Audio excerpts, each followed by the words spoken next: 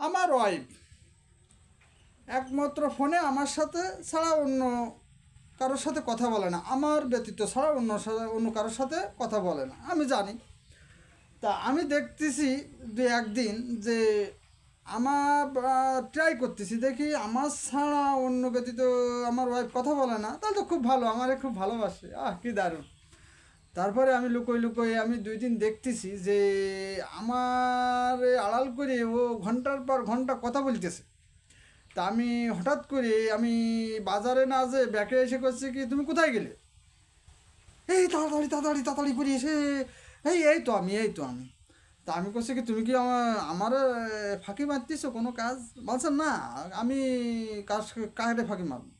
তা আমি তো বুঝে ফেলেছি যে আমার ছাড়া ও অন্য লোকের সাথে কথা বলতেছে। তা এটা হচ্ছে, আমি মনে মনে করছি, শোনো তুমি যতই চালাক হও না কেন, আমি চালাকা ধরে ফেলেছি, তুমি আমার ছাড়া অন্য লোকের সাথে কথা বলতেছো, ঠিক আছে, তা বলো। তা কিন্তু এটা স্বামী স্ত্রীর মধ্যে একটা ফাটল সৃষ্টি হয়, তা এগুলো কথা বলা যাবে না, ঠিক আছে। আমি তোমাকে নিয়ে এসেছি, তোমাকে আমি যেমনভাবে রাখবো তুমি সেরকমভাবে থাকবা। তোমার যেটা প্রয়োজন তুমি আমাকে বলবা, দেখো আমি পূরণ করতে পারি কি না। তারপরে যদি না পারি তখন তুমি একটা চিন্তা ভাবনা করবা, ঠিক আছে।